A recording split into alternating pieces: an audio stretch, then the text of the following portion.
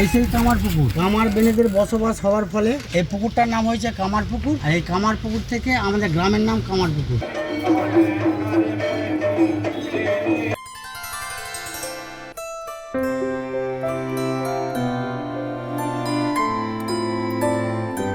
তিনি বলতেন, জল তো একটাই, কেউ বলে ওয়াটার, আবার কেউ বলে পানি। পশ্চিমবঙ্গের হুগলি জেলার গোঘাট ব্লকের অন্তর্গত একটা পবিত্র গ্রাম, যেখানে যুগাবতার পরম পুরুষ শ্রী শ্রী রামকৃষ্ণ পরমহংস দেবের জন্ম হয়েছিল। কামারপুকুর, যার আগের নাম ছিল শুক্লালগঞ্জ। 1836 সালে 18ই ফেব্রুয়ারি তৎকালীন ব্রিটিশ ভারতের বেঙ্গল প্রেসিডেন্সির এই কামারপুকুরে জন্ম হয় ঠাকুরের। ঠাকুরের ছোটবেলার নাম ছিল গদাধর চট্টোপাধ্যায়। সবাই তাকে আদর করে গদাই নামে ডাকত। বাবা ছিলেন ক্ষুদিরাম চট্টোপাধ্যায় এবং মা চন্দ্রমণি দেবী। কামারপুকুর থেকে ঠিক 5 কিলোমিটার দূরে রয়েছে আর এক পবিত্র গ্রাম, জয়রামবাটি, যেখানে জন্ম নিয়েছিলেন আমাদের পরম শ্রদ্ধেয় সারদা মা। কামারপুকুর পড়ছে হুগলি জেলায় আর জয়রামবাটি পড়ছে বাঁকুড়া জেলায়। নমস্কার, আমি অরিত্র। এই ভিডিও থেকে জানতে পারবেন কামারপুকুর ও জয়রামবাটি কিভাবে যাবেন কলকাতা এবং আশেপাশের জেলাগুলো থেকে। কামারপুকুরে কোন কোন জায়গা অবশ্যই দেখবেন, কিভাবে ঘুরবেন, টোটো ভাড়া কত, সঙ্গে প্রতি জায়গার ছোট্ট করে ইতিহাসের গল্প। এটাও বলবো যে একদিনে কামারপুকুর আর জয়রামবাটি ঘোরা কি সম্ভব। এছাড়াও থাকছে রামকৃষ্ণ মঠে ভোগের সম্পূর্ণ তথ্য, মন্দির কখন খোলে ও দর্শনের সময়, কামারপুকুরে থাকার ব্যবস্থা এবং বিখ্যাত সাদা বোঁদে কোথায় পাবেন। অর্থাৎ কামারপুকুর যাওয়ার আগে যে তথ্যগুলো জানা দরকার সবটাই এই ভিডিওতে তুলে ধরব, তাই ভিডিওটা সম্পূর্ণ দেখুন, আশা করি খুব ভালো লাগবে। প্রথমে বলি কিভাবে আসবেন।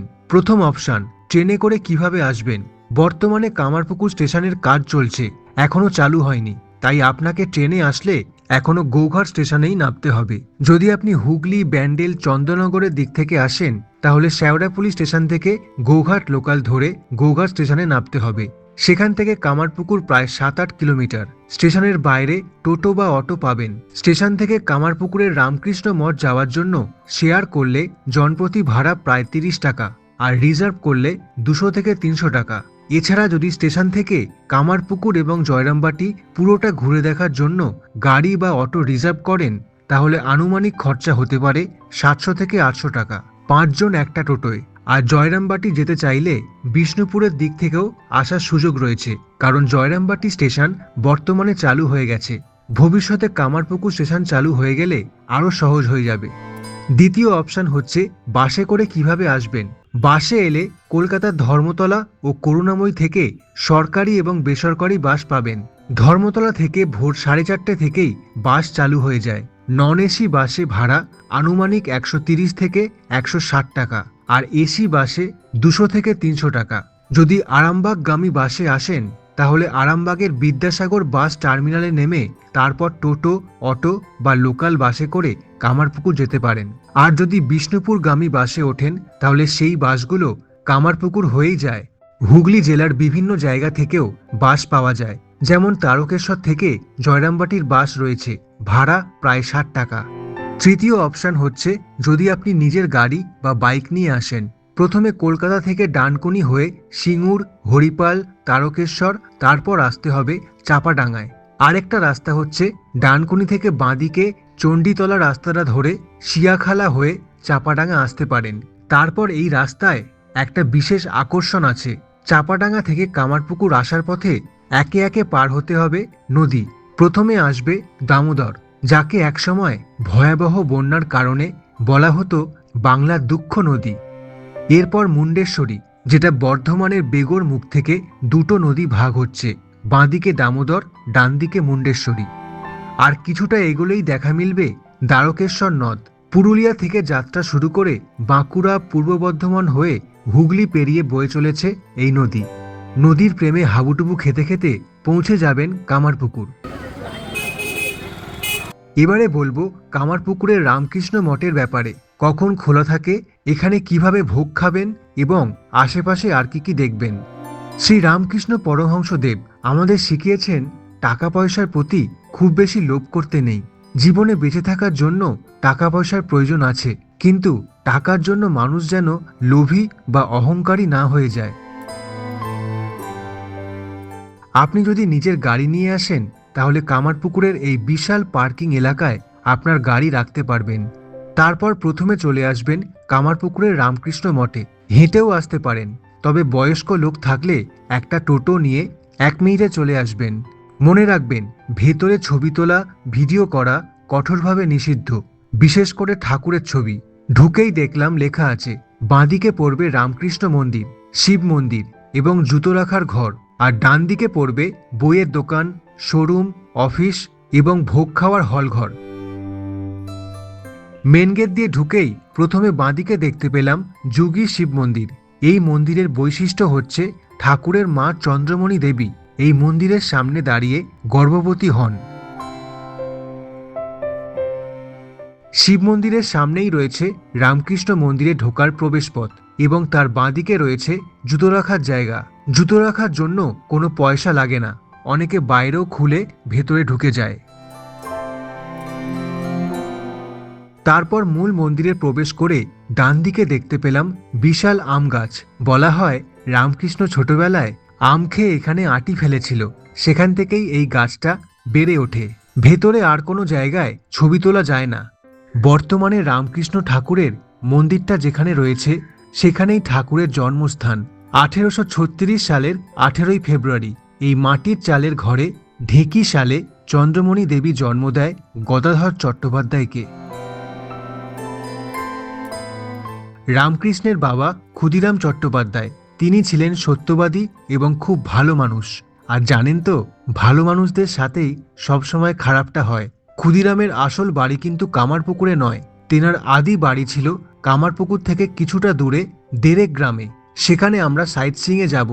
সেখানকার জমিদার ছিলেন রামানন্দ রয়। তিনি ক্ষুদিরামকে একটা মিথ্যে মামলার সাক্ষী দিতে বলে, কিন্তু আগেই বলেছি ক্ষুদিরাম ছিল সৎ এবং ভালো মানুষ।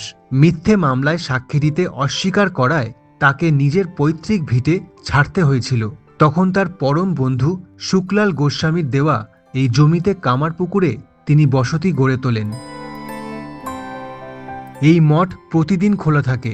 সময়টা দেখে নিন, এপ্রিল থেকে সেপ্টেম্বরের মধ্যে ভক্তদের জন্য সকাল 6টা থেকে 11:30, আবার বিকেল 4টে থেকে রাত 9টা পর্যন্ত।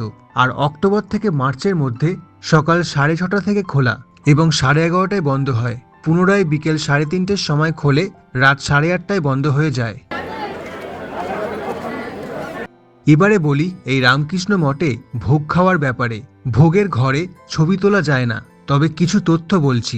এখানে এসে অফিস ঘর থেকে ভোগের কুপন সংগ্রহ করতে পারবেন সকাল 11টা পর্যন্ত। 11:30 থেকে ভোগ খাওয়ানো শুরু হয়, একদম বেলুড় মঠের নিয়মে। ভোগের কুপনের জন্য কোনো নির্দিষ্ট টাকা লাগে না, ঠাকুরের জন্য আপনার যা ইচ্ছে দিতে পারেন। তারপর এখানে লাইন দিয়ে হলঘরে ঢুকতে হয়।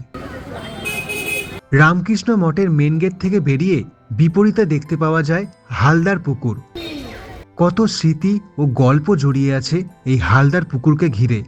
ছোটবেলায় আমাদের গদাধর তার বন্ধুদের সাথে এই পুকুরেই স্নান করতেন। গ্রামের মহিলারা যখন এই ঘাটে স্নান করতে আসতেন, গদাধর এই ঘাটে বসে তাদের ঈশ্বরের গান শুনিয়ে মুগ্ধ করতেন। মা সারদা দেবীও এই ঘাটেই স্নান করতেন। তিনি বলতেন, দক্ষিণেশ্বরের ঘাটটা হচ্ছে বড় গঙ্গা আর হালদার পুকুর হচ্ছে ছোট গঙ্গা। হালদার পুকুরের পাশে রয়েছে পান্থ নিবাস বা রেস্ট হাউস। দূর দূরান্ত থেকে ভক্তরা বা পর্যটকেরা এসে এখানে বিশ্রাম করে। জল খাওয়ার ব্যবস্থাও আছে, তার পাশে আছে বাথরুম। এবারে বলবো কামারপুকুরে কোথায় কোথায় ঘুরবেন এবং ঘুরতে কত খরচা লাগে। রামকৃষ্ণ মঠের বাইরে প্রচুর টোটো দাঁড়িয়ে থাকে। যদি আপনি শুধু কামারপুকুর সাইট সিইং করেন তাহলে রিজার্ভ করলে 150 থেকে 250 টাকা ভাড়া লাগবে। তবে আমরা করেছিলাম কামারপুকুরের সাথে দেরেক গ্রাম এবং আনুর গ্রাম, তার ভাড়া পড়ে যায় 400 থেকে 500 টাকা। একটা টোটোয় 5 জন আরামসে বসতে পারবেন। এবারে সময়ের সাথে সাথে ভাড়া বদলাবে, সেটা আপনি যখন আসবেন কথা বলে নেবেন। তাহলে চলুন আপনাকে কামারপুকুরের সবকটা গুরুত্বপূর্ণ স্পটে ঘুরে দেখাই। ওই বরগাছটা ঠাকুরের ছোটবেলার বরগাছ, তার আগে একই ভাব আছে। কামারপুকুরের রামকৃষ্ণ মঠ থেকে যাত্রা শুরু করলাম। প্রথমে যাচ্ছি আনুর গ্রামে। কামারপুকুরের মঠ থেকে 2 থেকে 2.5 কিলোমিটার দূরে রয়েছে হুগলি এবং বাঁকুড়া জেলার সীমানায় আনুর গ্রাম। এটা ছিল মানিক রাজার আমবাগান। মানিক রাজার আম বাগানে খেলাধুলা করতে এসে ঠাকুর একটা আম খেয়েছিলেন। আম খেয়ে ভালো লেগেছিল, একটা আমাটি নিজে ওনার হাতে লাগিয়েছিলেন। এছাড়া আনুর গ্রামে রামকৃষ্ণ দেবের দিদি কাত্যায়নী দেবীর বিয়ে হয়েছিল। চলে এলাম প্রথম স্পটে, বিশালক্ষী মন্দির। শোনা যায় প্রাচীনকালে কামাখ্যা মায়ের পুরোহিত ভবানী চরণ বন্দ্যোপাধ্যায় মহাশয় তিনি কামাখ্যা মায়ের শিলামূর্তির একটি বিশেষ অংশ এখানে এনেছিলেন। খোলা আকাশের নিচে পঞ্চমুণ্ডির আসনে মা বিশালক্ষীর বর্তমান মূর্তিটি প্রতিষ্ঠা করেন। এখানে যোনি মূর্তি হিসেবে বলা হয়, যেটা কামাখ্যা মায়ের মূর্তির অংশ। সেই সময় এখানে বন জঙ্গল শ্মশান ছিল। একবার ছোটবেলায় 10 বছর বয়সে গদাধর মহিলাদের সঙ্গে এখানে আসছিলেন ঈশ্বরের গান গাইতে গাইতে। হঠাৎ ভাববেশে জ্ঞান হারিয়ে ফেলেছিলেন। এখানে চাইলে আপনি পুজোও দিতে পারেন। সময়সূচি দেখুন, ফেব্রুয়ারি থেকে নভেম্বর সকাল 11টা থেকে 1:30, আর ডিসেম্বর এবং জানুয়ারি মাসে সকাল 11টা থেকে দুপুর 2টো পর্যন্ত। এরপর আমরা চলেছি আনুর গ্রাম ছেড়ে কামারপুকুরের সাইট সিনগুলো করতে। দুর্দান্ত গ্রাম্য পরিবেশ, গাছপালা, বন জঙ্গলের মধ্যে দিয়ে চলেছি। ওই দেখুন কামারপুকুর রেল স্টেশন, বর্তমানে কাজ চলছে। আশা করা যায় খুব তাড়াতাড়ি চালু হয়ে যাবে। গোঘাট কামারপুকুর জয়রামবাটি একবার সংযুক্ত হলে রেলপথে কামারপুকুর জয়রামবাটি যে কোনো জায়গা থেকেই আসা সহজ হয়ে যাবে। চলে এলাম দ্বিতীয় স্পটে, চিনু শাখারির বাড়ি ও গদাধর বিদ্যা মন্দির। কামারপুকুরের অত্যন্ত গরিব এবং মুদিখানার দোকানি ছিলেন এই চিনু শাখারি, যার আসল নাম শ্রীনিবাস শাখারি। রামকৃষ্ণের একজন পরম ভক্ত ছিলেন এই চিনু শাখারি। তিনি ছিলেন বৈষ্ণব। একবার তিনি রামকৃষ্ণকে বুকে জড়িয়ে ধরে বলেছিলেন, ওরে গদাই, তোকে দেখে আমার গৌরাঙ্গ মনে হয়। ছোটবেলায় যখন গদাধর ভগবানের নাম কীর্তন শুনতেন তখন ভাব সমাধিতে মগ্ন হয়ে যেতেন। চিনু শাখারি সেটা প্রথম বুঝতে পেরেছিলেন। গদাধরের ঈশ্বরের প্রতি তীব্র ভালোবাসা। সেই চিনু শাখারির বাড়ি এই কামারপুকুরে। এখন এটা মেমোরিয়াল বিল্ডিং বা স্মৃতি হিসেবে পর্যটকদের জন্য রাখা হয়েছে। বর্তমানে রামকৃষ্ণ মিশনের উদ্যোগে প্রাথমিক এবং চ্যারিটেবল বিদ্যালয় হয়েছে। আমরা যখন গেছিলাম তখন ঢুকতে দেয়নি, বন্ধ ছিল। ঠিক তার পাশে রয়েছে সেই কামারপুকুর, যার নাম থেকে এই গ্রামের নামকরণ। পুকুরটার নাম হয়েছে কামারপুকুর, আর এই কামারপুকুর থেকে আমাদের গ্রামের নাম কামারপুকুর। সর্বপ্রথম গ্রামের নাম ছিল শুক্লালগঞ্জ। শুক্লাল গোস্বামী এক ব্রাহ্মণ ছিলেন, ওনার নামে গ্রামের নাম ছিল। এরপর চলে এলাম ধনী কামারিনী মন্দিরে। ধনী কামারিনী ছিলেন একজন কামার এবং নিঃসন্তান। গদাধরের জন্ম হয়েছিল ঢেকিশালে। জন্মের পর ধান সিদ্ধ করার উনুনের মধ্যে গড়িয়ে পড়েন। ধনী মাতা উনুনের ছাই মাখা নবজাত দেবশিশুকে স্পর্শ করার সৌভাগ্য পেয়েছিলেন। মাতৃস্নেহে বড় করেছিলেন। এমনকি রামকৃষ্ণ দেব তার উপনয়নের দিন ব্রাহ্মণের সমাজের নিয়ম ভেঙে ধনী কামারিনীর কাছ থেকে প্রথম ভিক্ষা নিয়েছিলেন। তাই তেনাকে আবার বলা হয় রামকৃষ্ণ দেবের ভিক্ষা মাতা। তারপর রয়েছে আরেকটা মন্দির, কামারপুকুরের জমিদার মহানন্দ লাহার কালীবাড়ি। এই কালী মন্দিরের সঙ্গেও বেশ কিছু পুরনো ঘটনা জড়িয়ে আছে। মহানন্দ লাহা এবং তার স্ত্রী সুশীলা দেবী পরপর 4টে সন্তানের অকাল মৃত্যু ঘটে। সেই কারণে 1845 সালে মহানন্দ লাহা এই কালী মন্দির স্থাপিত করে কালী পুজো চালু করেন। এছাড়া এই মন্দির কামারপুকুরের পুরনো জমিদার পরিবার এবং শ্রী রামকৃষ্ণের জীবনের নানান ঘটনার সঙ্গে যুক্ত। কালীবাড়ির পাশেই আছে লাহাবাবুদের গোপেশ্বর শিব মন্দির।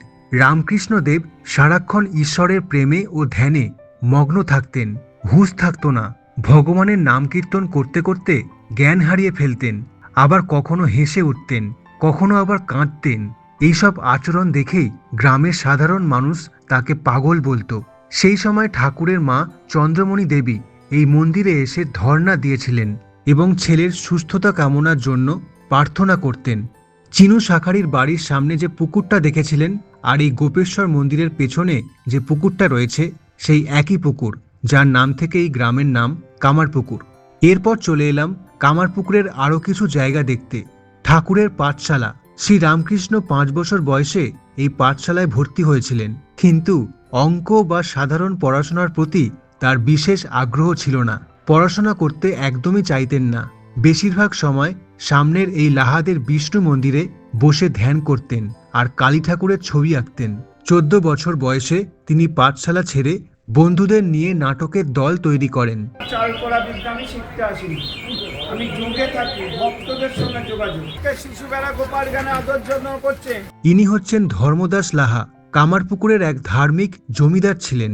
তিনি রামকৃষ্ণের পিতা ক্ষুদিরামকে সাহায্য করেছিলেন যখন ডেরেগ্রাম থেকে কামারপুকুর এসছিলেন। সেই ধর্মদাস লাহার বড় মেয়ে হচ্ছেন প্রসন্নময়ী, যার মূর্তি এখানে রয়েছে।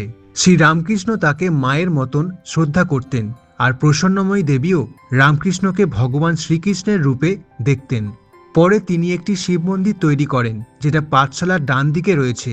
শিব মন্দিরের পাশে রয়েছে রাসমঞ্চ। আর এই হলো লাহাদের বিষ্ণু মন্দির। করতেন কিন্তু মন্দিরে প্রবেশ করতেন না। বুড়িগিরা যখন আসতেন জিনিসপত্র নিয়ে আন্ডারগ্রাউন্ডে লুকিয়ে বসে থাকতেন। মন্দিরের ওপরেও ঘর আছে এবং নিচেও একটা পাতাল ঘর রয়েছে। বলা হয় এই মন্দিরটা বর্গীদের আমলে। বর্গীরা যখন আক্রমণ করতে আসতো তখন এই মন্দিরের নিচে লাহা বাবুরা ধন সম্পদ এবং মেয়েদের সুরক্ষিত করে রাখত। পাশে দেখানো হয়েছে মাটি দিয়ে তৈরি রামকৃষ্ণের জীবনের কিছু ঘটনা।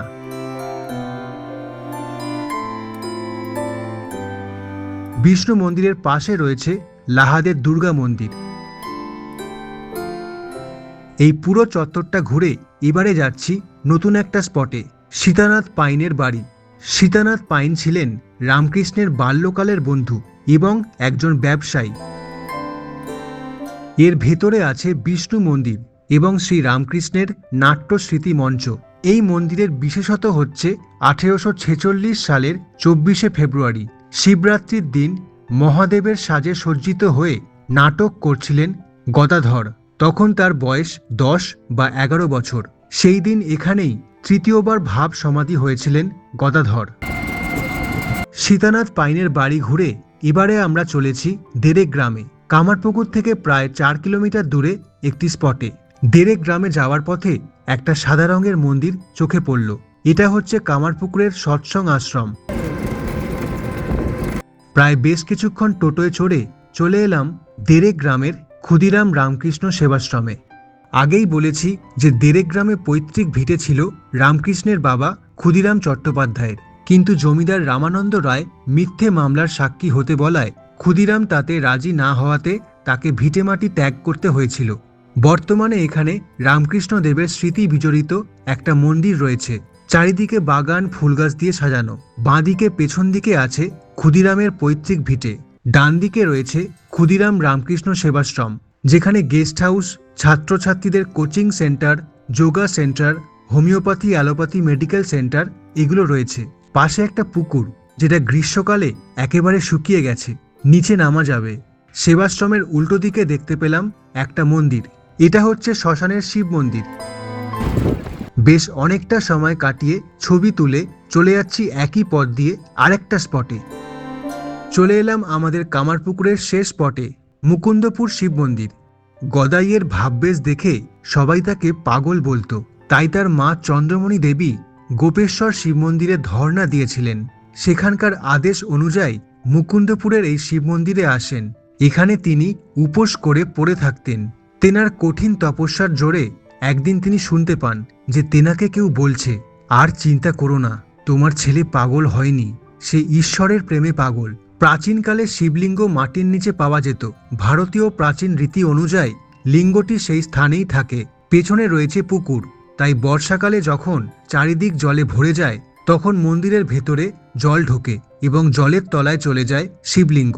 মুকুন্দপুর শিব মন্দির দেখে চলে এলাম কামারপুকুরের মঠের রাস্তায়। যদি একদিনে সব ঘুরতে না চান তাহলে কামারপুকুরে এসে কোথায় থাকবেন? সব থেকে ভালো রামকৃষ্ণ মঠের গেস্ট হাউস। আপনি যোগাযোগ করবেন রামকৃষ্ণ মঠে, ওয়েবসাইট থেকেও নাম্বার পেয়ে যাবেন। তারপর ইমেলের মাধ্যমে ওদের সাথে বুকিংয়ের প্রসেস সম্পূর্ণ করতে হবে। এছাড়া মঠের বাইরে রাস্তার ওপরে প্রচুর লজ রয়েছে। Gadadhar lodge, Dutta lodge, Shivam hotel restaurant and lodge, Laha lodge, relax lodge, মোটামুটি এই কটাই লজ রয়েছে। এখানে অনেক রকমের অনেক সাইজের রুম রয়েছে, double bed, triple bed, 4 bed, সব রকম। রুমের ভাড়া বছর বছর চেঞ্জ হয়। রামকৃষ্ণ দেবের প্রিয় মিষ্টি ছিল সাদা বোঁদে, যেটা আজকে সারা পশ্চিমবঙ্গের কাছে বিখ্যাত যে কামারপুকুরের সাদা বোঁদে। এখানে ভালো দোকান রয়েছে শ্যামাময়ী মিষ্টান্ন ভাণ্ডার, যেখান থেকে আমি কিনেছি। তার পাশে নেতাজি মিষ্টান্ন ভাণ্ডার। এছাড়া পাবেন আদি রামকৃষ্ণ মিষ্টান্ন ভাণ্ডার। বর্তমানে বোঁদে কেজিতে 140 টাকা। আমি কামারপুকুর থেকে জয়রামবাটিতেও গেছিলাম। শেয়ার টোটো বা অটোতে জনপ্রতি প্রায় 20 টাকা লাগে, লোকাল বাসে প্রায় 10 টাকা, আর রিজার্ভ করলে প্রায় 100 টাকা। জয়রামবাটিতে বড় পার্কিংয়ের ব্যবস্থা রয়েছে। আমরা জয়রামবাটিতে সব জায়গায় ঘুরতে পারলাম না। আসলে ব্যাপারটা হচ্ছে কামারপুকুর ছাড়াও আমরা দেরেগ্রাম আর আনুর গ্রামে গেছিলাম। যদি আপনি একদিনে কামারপুকুরের সাথে জয়রামবাটি ঘুরতে চান, তাহলে এই দেরেগ্রাম আর আনুর গ্রাম আপনার লিস্ট থেকে বাদ দেবেন। জয়রামবাটিতে আমরা শুধুমাত্র শ্রী শ্রী সারদা মায়ের মন্দির দর্শন করতে পেরেছি। এখনকার মতন এটুকুই থাক, ভবিষ্যতে আবারও আসবো, তাই সঙ্গে থাকবেন। শ্রী রামকৃষ্ণের পূর্ণ জন্মভূমি কামারপুকুরে ঘুরে অনেক গল্প শুনে আজ ফিরে গেলাম। আপনার কেমন লাগলো প্লিজ কমেন্ট করবেন, আর ভালো ভালো জায়গার ভিডিও দেখতে এই চ্যানেলের পাশে থাকবেন। আপনি ভালো থাকুন, সুস্থ থাকুন, টাটা।